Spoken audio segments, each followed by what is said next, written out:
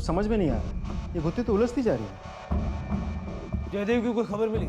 Sir railway फाटक के market के आसपास हमारी पूछताछ जारी है, लेकिन अभी तक कोई इन्फॉर्मेशन नहीं मिली। मनोज, जयदेव का मिलना हमारे लिए बहुत जरूरी है, क्योंकि ये भी हो सकता है कि वो खुद किसी खतरे में। पहले रोहन का गायब होना, फिर जयदेव और दिव्या का गायब, और अब दिव्या की लाश मिली। इन सारी चीजों का आपस में कोई ना कोई कनेक्शन जरूर है। और रोहन का इस तरह से चुप्पी रखना भी अजीब लगता है। सब दिव्या पवार की पोस्टमार्टम रिपोर्ट। पोस्टमार्टम रिपोर्ट के हिसाब से दिव्या की मौत गला घोंटने से हुई। मौत 21 अप्रैल को दोपहर 1 से 2 के बीच हुई थी। और एक और खास बात, दिव्या प्रेग्नेंट थी। प्रेग्नेंट? लेकिन दिव्या के ब्यूटी पार्लर से हमें पता चला था कि जयदेव नहीं चाहता दिव्या दोबारा प्रेग्नेंट हो। हेलो, अभी आते हैं।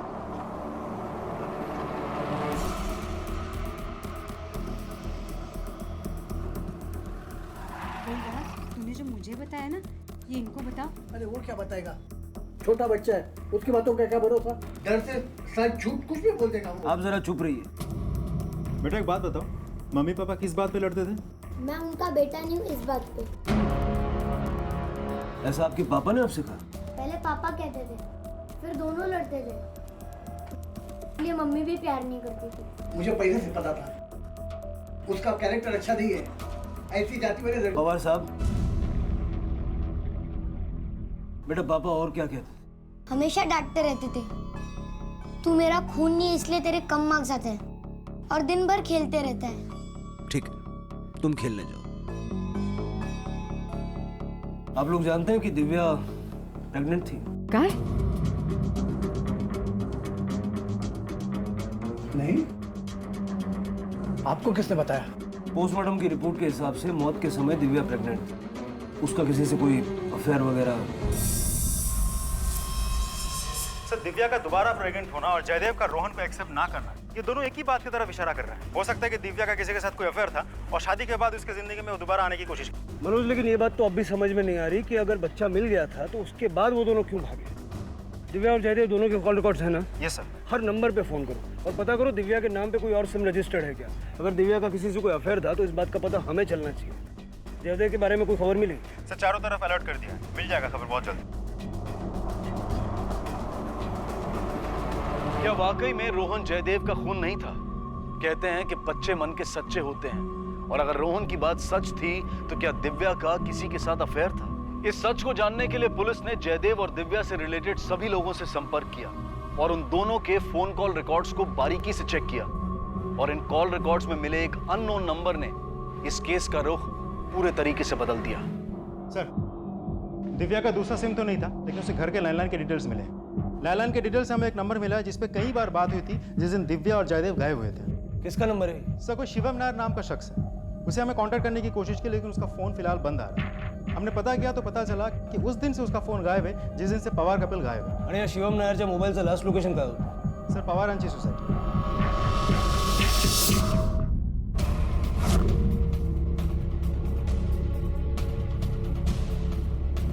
कितने दिन से बंद है ये घर? साहब 8-9 दिन से साहब आए ही नहीं। ये आया नहीं क्या 8-9 दिन से? नहीं। मतलब 15 या 16 अप्रैल। 16 अप्रैल? सर 16 अप्रैल को ही तो जयदेव और दिव्या लापता हुए थे। मनोज, सर्च वारंट निकल। Okay sir.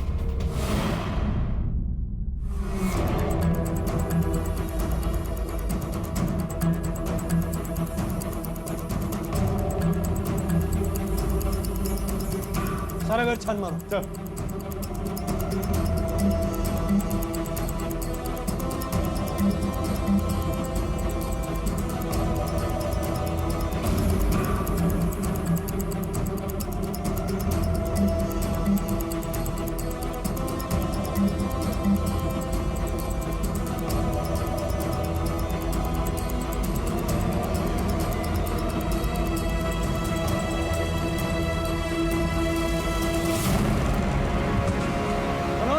सर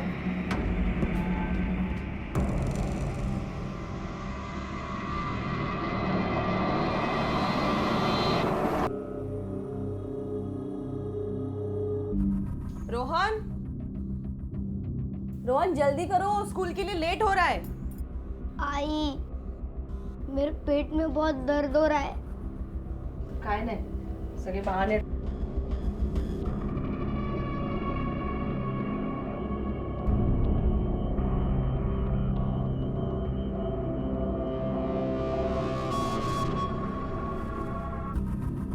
आहो, सब्जी खत्म हो गई, मैं मार्केट जाके आती हूँ.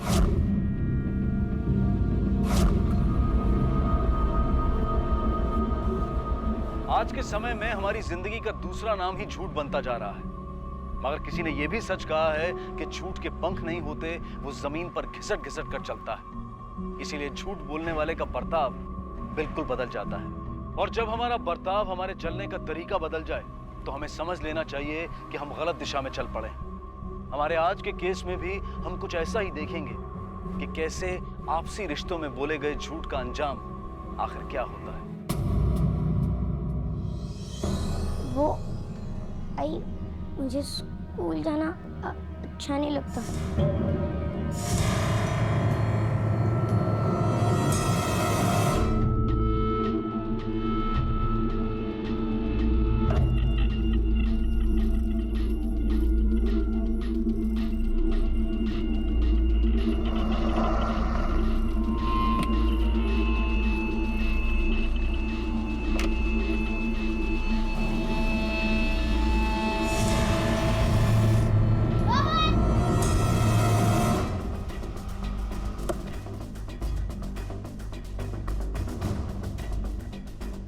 सर, मेरा बच्चा कहीं खो गया.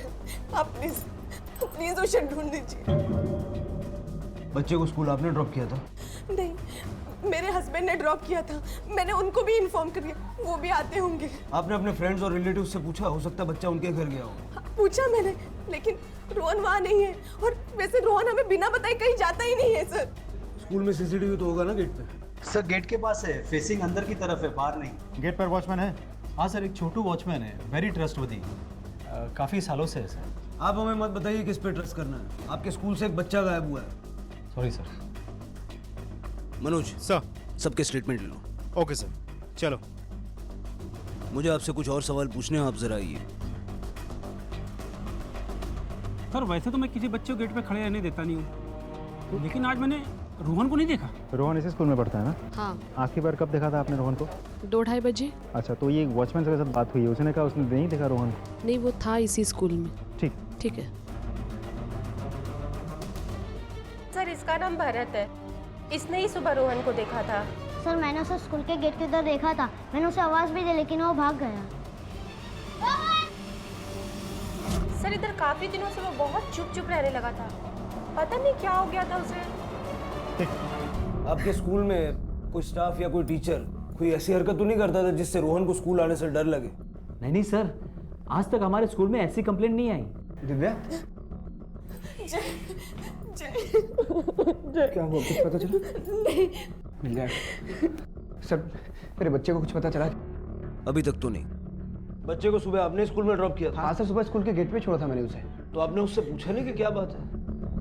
इसने उसको डांटा था तो मुझे लगा नाराज होगा, इसलिए नहीं पूछा मैंने. अच्छा, हमें बच्चे की फोटो चाहिए.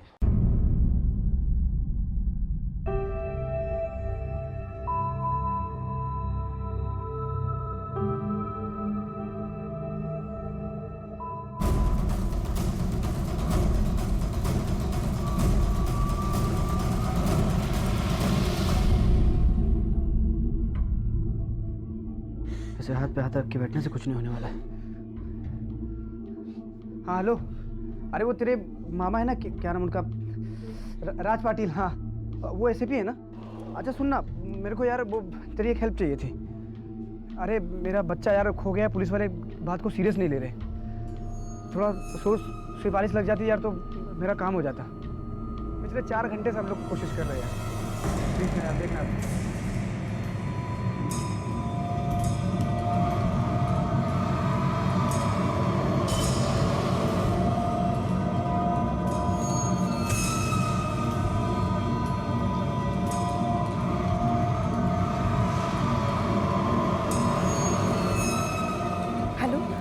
हेलो, पुलिस पूछताछ कर रही थी.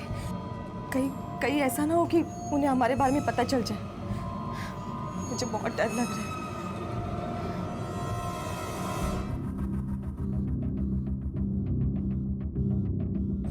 हाँ साहब, इस बच्चे को मैंने देखा है। वो सुनीता जी के फ्लैट में गया है, 1201 में।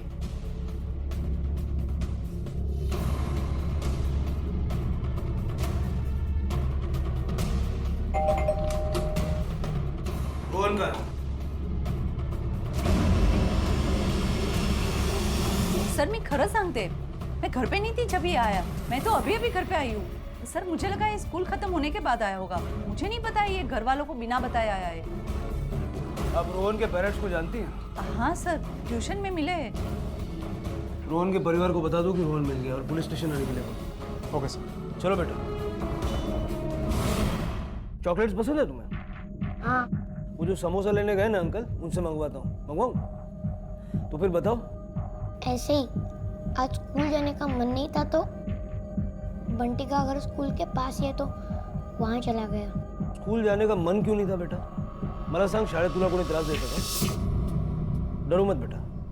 अगर तुम्हें कोई स्कूल में परेशान करता है तो मुझे बताओ। बेटा आपको किसी से घबराने की जरूरत नहीं है। सर एक मिनट। बगा जरा। सर बच्चे के पेरेंट्स का फ़ोन स्विच ऑफ है। तुमने उन्हें इन्फॉर्म तो कर दिया था ना कि बच्चा मिल गया? इन्फॉर्म तो कर दिया था, उन्होंने कहा तुरंत पहुंचेंगे, लेकिन उसके बाद से फ़ोन स्विच ऑफ है। तब तो आ जाना चाहिए। बड़े लापरवाह माँ बाप है। चलो हम इसे छोड़ देते हैं। सर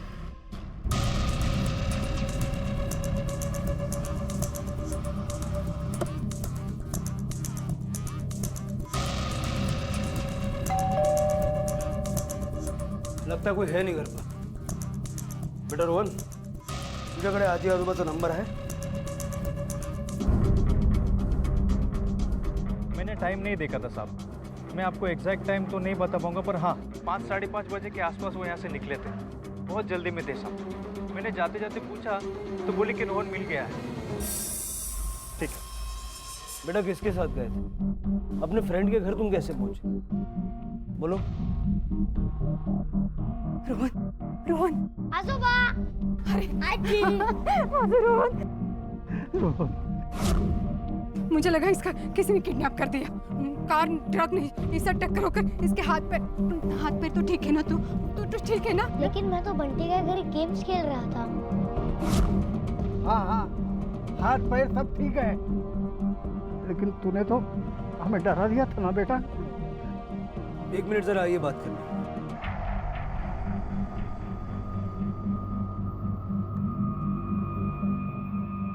आपको कोई खबर नहीं कि इसके माँ बाप का है? नहीं साहब, उसका फोन स्विच ऑफ था। मैंने ट्राई किया था। हमने उन्हें इन्फॉर्म किया था कि रोहन मिल गया है, और पड़ोसियों के मुताबिक हमारा फोन कॉल जाने के बाद ही वो लोग घर से निकले। कहाँ गए होंगे? मला काळजी वाटते साहब। जय ने मुझे फोन किया था ये बताने के लिए कि रोहन मिल गया है। हेलो बाबा, रोहन मिल गया। शुक्र है भगवान का। आप कहाँ हो? मैं सोसाइटी के मंदिर में है बेटा। आप वहीं रुको, मैं आपको पिक करता हूँ वहाँ से। हाँ ठीक है, जल्दी आ जाना बेटा। हम वेट करते रहे लेकिन वो लोग नहीं आए। उनका फोन भी बंद था। सोचा शायद टेंशन में भूल गए होंगे। इतने में पुलिस स्टेशन से फोन आ गया, इसलिए हम यहाँ आ गए। ठीक है, आप लोग जाइए। कुछ भी पता चलेगा तो आपको खबर करेंगे। उनका पता लगाइए साहब, पता लगाइए। देखिए पूरी कोशिश करेंगे। साहब आजकल बहुत एक्सीडेंट होते हैं। मैंने उसे कितनी बार कहा कार धीरे चलाओ, नहीं तो मत चलाओ, मगर मेरी सुनता ही कौन है। हे भगवान, मेरे बेटे को और बहू को सुखरूप रखना बस। चलो अब पुलिस को उनका काम करने दो। चलो। हाँ चलो। चल।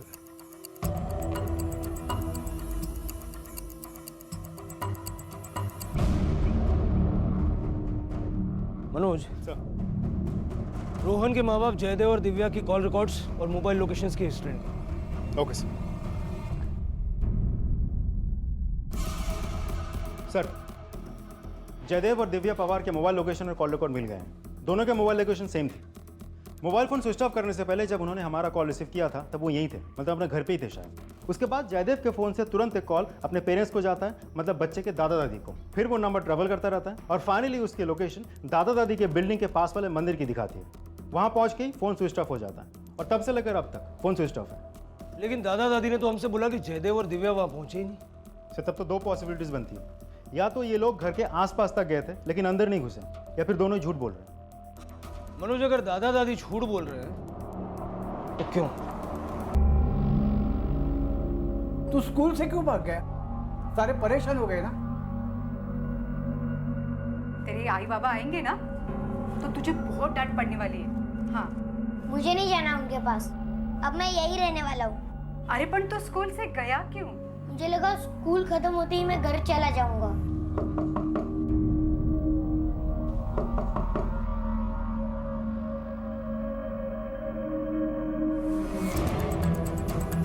मुझे आपसे कुछ बात करनी है, अंदर आ सकता हूँ? जी आइए। शुक्रिया। जयदेव और दिव्या के मोबाइल लोकेशन से हमें पता चला है कि वो लोग घर से निकलकर यहाँ आए थे, लेकिन आपने हमें बताया कि आपको लेने वो यहाँ नहीं आए। नहीं साहब, मैंने सच बताया था, इसीलिए तो भागते भागते हम लोग पुलिस स्टेशन आए। तो फिर किधर गए होंगे? उनका कोई दोस्त, रिश्तेदार या जान पहचान वाला रहता है आसपास कहीं? उसका छोटा भाई सुमित और उसकी बीबी काजल हैं, लेकिन वो दोनों यहाँ नहीं रहते, मलाड में रहते हैं। और दूसरा उसके पहचान वाला यहाँ कोई है ही नहीं। अच्छा, उनकी कोई फोटो तो होगी आपके पास? जी हाँ है। दीजिए ज़रा। अरे उनकी गाड़ी का नंबर भी दीजिएगा। ठीक। जरा जयता फोटो क्यों लेना?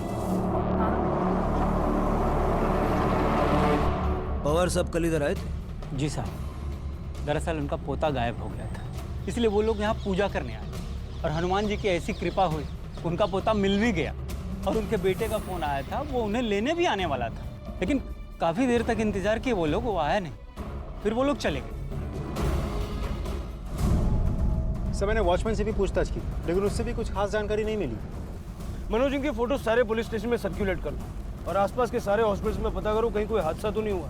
जयदेव की गाड़ी का नंबर मिला? Yes sir. गाड़ी को इमीडिएटली ट्रेस करो। Okay sir. अब हम क्या करेंगे? क्या करेंगे? सब तेरी वजह से हुआ है, तेरी एक गलती ने सब खत्म कर दिया। जय तुम भी तो वही चाहते थे ना, मैं क्या करती? मैं बताता ना क्या करती, कहीं जाके मर जाती। तब नहीं मरी ना तो अब मर।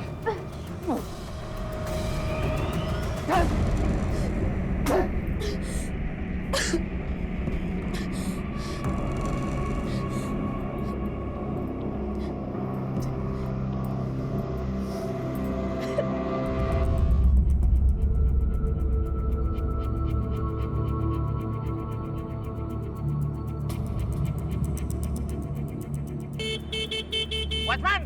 वॉचमैन! हाय वॉचमैन! जी साहब। गाड़ी किसने लगा इधर? हाँ? पता नहीं साहब, ये गाड़ी कौन लगा के गया इधर? अरे गाड़ी कोई भी खड़ा करके जाता है, तुमको कोई ध्यान नहीं है क्या? साहब अब बिल्डिंग के बाहर का कोई क्या कर सकता है साहब? कितना हादसा हो रहा है मालूम है? ये कुछ हो गया तो जिम्मेदारी कौन लेगा? तुमको मालूम नहीं है कुछ? क्या सिक्योरिटी गार्ड का काम करता है तुम?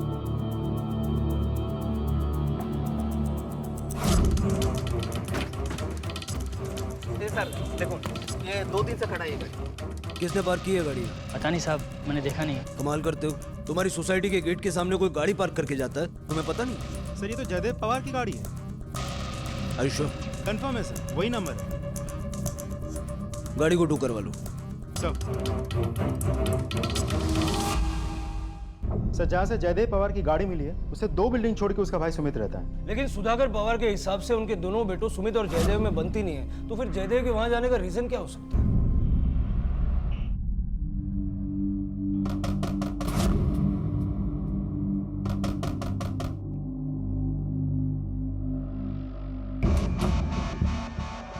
ओ साहब, आओ सुनो तो, क्या हुआ है, कुछ बताएंगे? तुम्हारा भाई का कौन? जयदेव?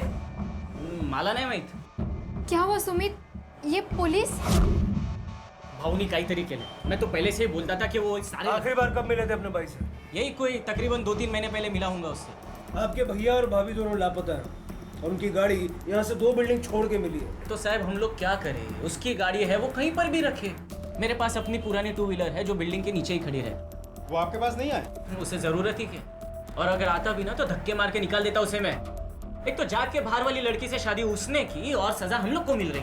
वो कैसे? पैसे। नया बिजनेस शुरू करने के लिए बाबा मुझे पैसे देने वाले थे, लेकिन जयदेव घर छोड़कर चला गया। बाबा को लगा कल उठकर अगर मैं भी घर छोड़कर चला गया तो उनका क्या होगा, इसलिए उन्होंने मुझे पैसे देने से इनकार कर दिया। और एक दिन जब मैं अपना हिस्सा मांगने लगा प्रॉपर्टी में तो उन्होंने मुझे भी घर से निकाल दिया। चल निकल जा, बाबा कुछ नहीं मिलेगा तुझे। बड़ा आया हिस्सा मांगने के लिए, बड़े बेटे ने तो नाक कटवा दी अनाथ लड़की से शादी करके, और तू आया हिस्सा मांगने? कुछ नहीं मिलेगा, चल निकल जा, कुछ नहीं मिलेगा। बाबा मला माझा हिस्सा पाहिजे। नहीं मिलेगा, निकल जा मेरे घर से, कुछ नहीं मिलेगा तुझे। अहो जाऊ द्या ना साहेब, मेरे को तो उसके बारे में बात ही नहीं करनी। अगर आपका भाई यहाँ आए या उसके बारे में कोई भी खबर मिले, सबसे पहले आप हमें बताइए। मनोज बड़ा ही अजीब भाई, इतनी बड़ी बात हो गई और उसे कोई फर्क ही नहीं पड़ता।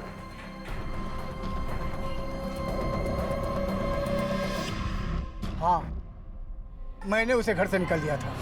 ना जात पात का पता, ना माँ बाप का। ऐसे अनाथ लड़की को तो इस घर के बहू बनाना चाहता है। शक करता ही है। आओ आओ, कशाला ओरड़ता है? ऐसे शाम को चिल्लाने से अपशकुन होता है। एक मिनट थामने दो। बाबा, दिव्या बहुत अच्छी लड़की है। हम दोनों एक दूसरे से बहुत प्यार करते हैं, बहुत खुश रहेंगे साथ। अरे प्यार प्यार सब बेकार की बातें हैं। तुझे उस लड़की से प्यार करना है ना, तो इस घर को छोड़ना पड़ेगा। मैं दिव्या को नहीं छोड़ सकता बाबा। अहो, घर से भी और विल से भी। मतलब आपने सब कुछ सुमित के नाम कर दिया? उसके नाम पर कैसे करता सर? क्यों? वो तो एक नंबर का निकम्मा लड़का है। उसकी बीवी वैसे ही, न काम का न काज का, दुश्मन अनाज का। किसी भी नौकरी पे टिकता नहीं है, हर जगह से निकाल दिया जाता है।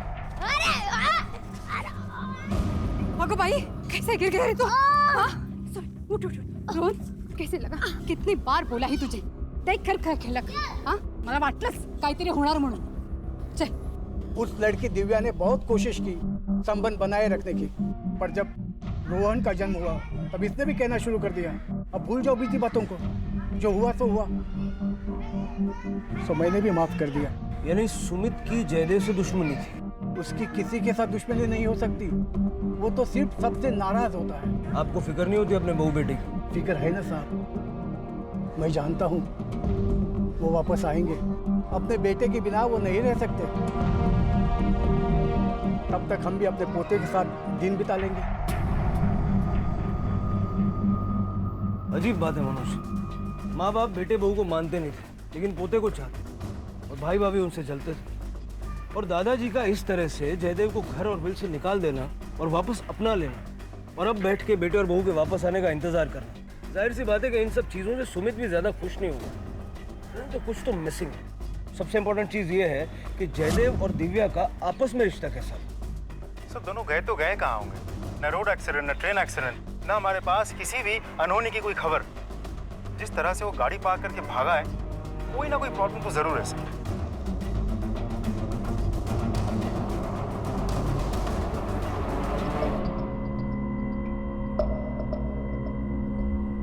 जय, हम कब तक यहाँ पर रहेंगे?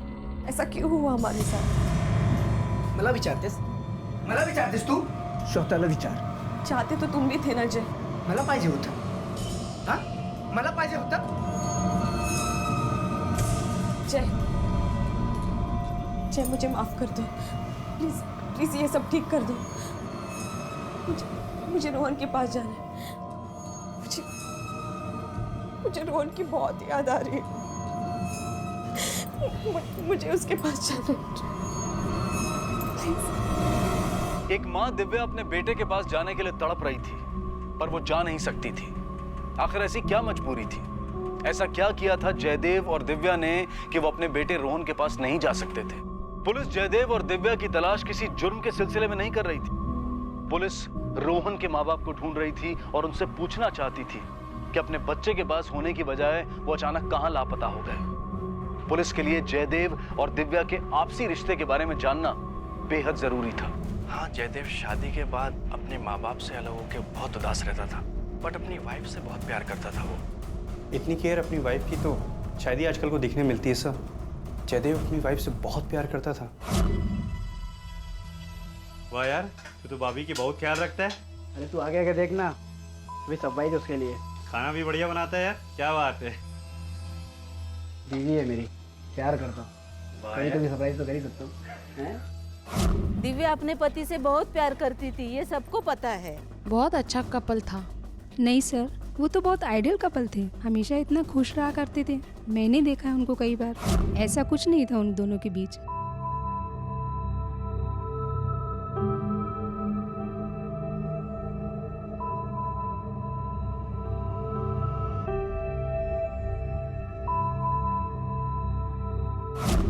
जो अपने पत्नी से बहुत प्यार करता है वो पत्नी भक्ति हो सकता है ना सर, इसीलिए हम सबको छोड़कर चला गया वो। सर वो दोनों तो एक दूसरे से बहुत प्यार करते थे, लेकिन एक दिन दिव्या क्या जरूरत है दूसरे बच्चे का? हम अपनी लाइफ में खुश है ना। पर जय आप रोहन के बारे में अरे मत सोचो।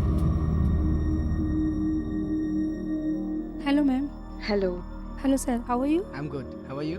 Fine sir. अच्छा ठीक है, मैं तुमको शाम को लेने आता हूँ। ठीक है। मैम क्या हुआ, कुछ परेशानी है? अरे कुछ नहीं यार, चलो। Thank you. दादाजी, मैं सोच रहा हूँ कि मैं भी आपके साथ यही रहूंगा। अरे पण तू असं कसं बोलतोयस? तुझ्या आई बाबा के पास जाना ही होगा। मुझे नहीं जाना उनके पास। तुझी आई तुला त्रास देते? आई तो ठीक है, मगर बाबा वो हमेशा मुझ पर चिल्लाते रहते, नहीं तो चुपचाप बैठ जाते, जैसे अभी आप बैठे हो। बहुत बोलता है, जब देखो ये ऐसे गेम खेलते रहता है। ऐसे गेम खेलने से भविष्य नहीं बनता। जा शाळेत जा, थोडं शिक जा। झाला ना नाराज? अरे बिल्कुल माँ पे गया है, बदतमीज कहीं का।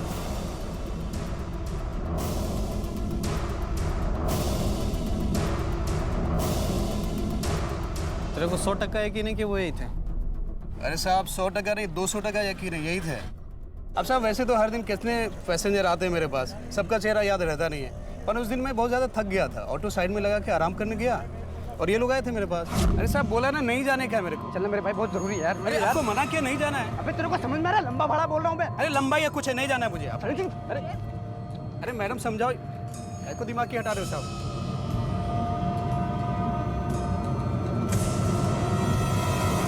और उसी बीच में मेरा दोस्त राधे आया ऑटो लेके, वो उनके साथ चला गया। राधे का फोन नंबर है?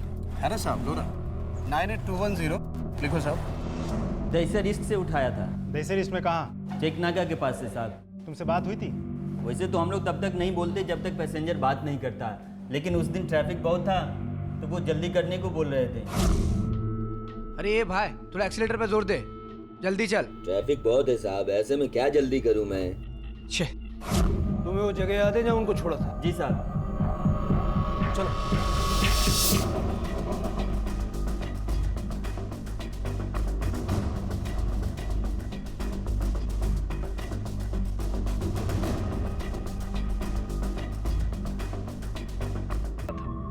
क्या शिवम का दिव्या के साथ कोई अफेयर था? इन सारे सवालों के जवाब जानने के लिए पुलिस को शिवम की जिंदगी को बारीकी से टटोलना बहुत जरूरी था, और जयदेव के पुलिस को अब तक ना मिल पाने की वजह से ये केस उनके लिए एक चुनौती बन गया था। सर, शिवम नायर की बॉडी की पोस्टमार्टम रिपोर्ट मिल गई।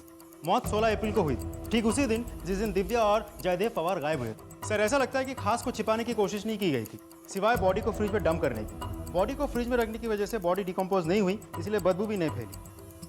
और सर, ऐसा लगता है कि किसी हेवी चीज से सर पे वार किया गया होगा और पहले ही वार पे मौत हो गई। इस शिवम नायर के बारे में और कोई इन्फॉर्मेशन मिली? सर, शिवम नायर कुछ करता नहीं था, बेसिकली ही वाज अनएम्प्लॉयड, लेकिन फिर भी उसका कोई गलत या खराब रिकॉर्ड नहीं था। कोई चोरी, मारामारी या कोई फ्रॉडलेंट एक्टिविटीज ऐसा कुछ भी नहीं था। जब कुछ करता नहीं था तो रोजी रोटी कैसे चलती? सर, वो एक स्पर्म डोनर था। Sperm donor? जी सर।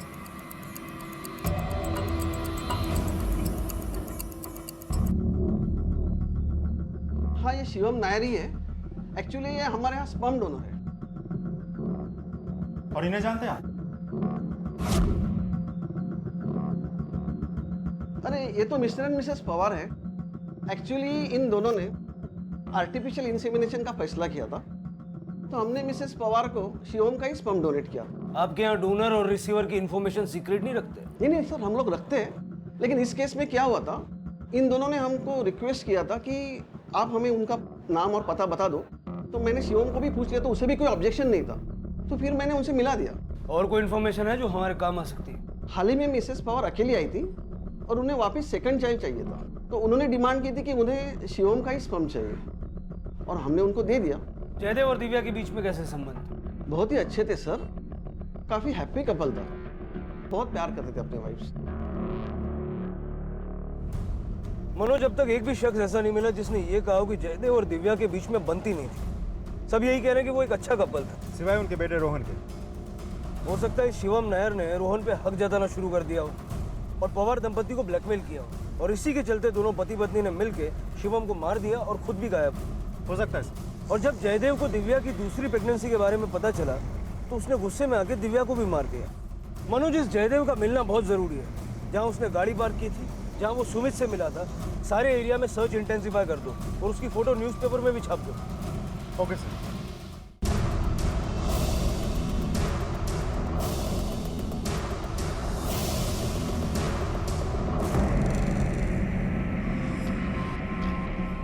आप किसी शिवम नायर को जानते हैं? शिवम? कौन शिवम नायर? जय के इतने सारे फ्रेंड थे, हम सबको नाम से थोड़ी जानते थे।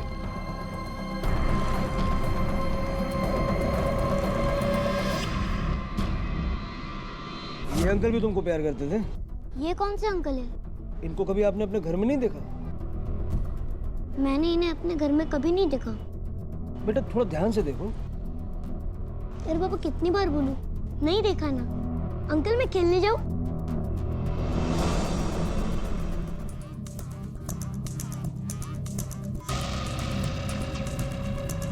चोर चोर चोर, मेरा पास चोर।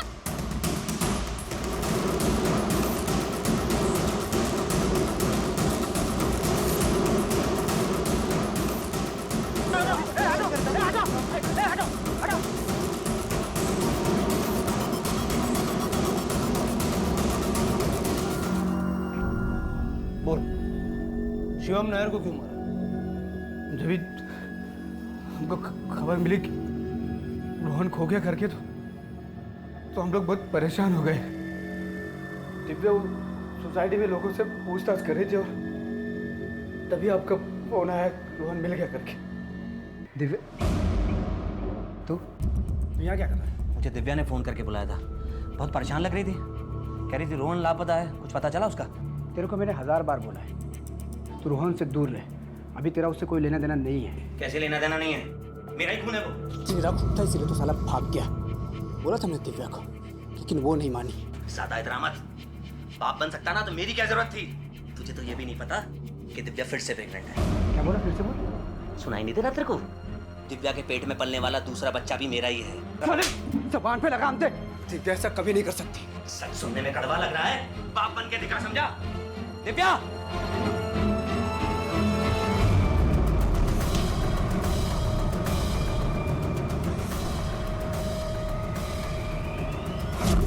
और फिर क्या हुआ?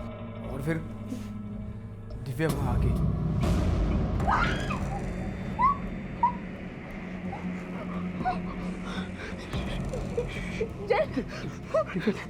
तुमने मुझे बताया क्यों नहीं कि तुम फिर से प्रेग्नेंट हो? जय, तुम्हें मैं आज बताने वाली थी, रोहन गायब हो गया।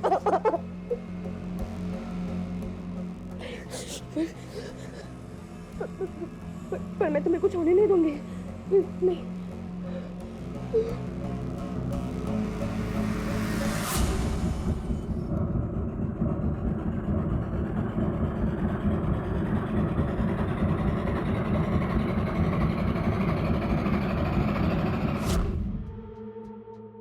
अभी हम पुलिस स्टेशन नहीं जा सकते, कुछ दिनों के लिए हमें कहीं छिपना होगा। मगर रोहन? अरे तू रोहन की टेंशन मत ले, उसको आई बाबा संभाल लेंगे। इतना प्यार करने वाली पत्नी मिली थी तुम्हें, जिसने ऐसे वक्त पे भी तुम्हारा साथ दिया, उसे क्यों मार दिया? हम दोनों एक दूसरे से बहुत प्यार करते थे, लेकिन उस दिन वो दिव्या जल्दी चलो, पुलिस को हमारी गाड़ी मिल गई, पुलिस अभी यहाँ तक पहुँच सकती है। मगर रोहन? अरे रोहन को मार गोली, उसको आई बाबा संभालेंगे, तू चल मेरे साथ। नहीं, मैं रोहन को अकेला छोड़ के कहीं नहीं जा सकती। अरे तेरा दिमाग खराब हो गया है क्या? तू रोहन के चक्कर में फंसाएगी हमें, चल मेरे साथ। मैं रोहन को अकेला छोड़ के कहीं नहीं जा सकती, मैं उसकी माँ हूँ। लेकिन मैं उसका बाप नहीं हूँ। नाजायज है। रोहन नाजायज नहीं है। एक और बार अगर तूने रोहन का नाम लिया ना तो तुझको जान से मार दूंगा मैं पुलिस को जाके। उनकी फितरत ही ऐसी होती, करने वाले को भी नहीं बख्शता। अक्सर हम प्यार में अपने आप से कुछ उम्मीदें कर बैठते हैं और ना चाहते हुए भी हम उन सभी उम्मीदों को पूरा करने में लग जाते हैं, भले ही हम उससे खुश ना हो। और कई बार हमारा यही रवैया हमें अपराध करने पर मजबूर कर देता है। जयदेव के साथ भी ऐसा ही कुछ हुआ। अपनी खुशी को भूलकर वो दिव्या के लिए रोहन को अपनी जिंदगी में ले तो आया, पर उसे कभी अपना नहीं पाया। और इसी घुटन ने जन्म दिया अपराध बोध को। झूठ की जिंदगी कभी लंबी नहीं होती, और खासकर उस झूठ की जो अपने आप से बोला गया हो। इसी विचार के साथ अब मैं अनूप सोनी आपसे विदा लेता हूं। फिर मुलाकात होगी अगले एपिसोड में एक और चौंका देने वाले केस के साथ। तब तक अपना और अपने परिवार का ख्याल रखें और देखते रहें क्राइम पेट्रोल डायल 100। सबक एक को, सीख हम सबको। जय हिंद।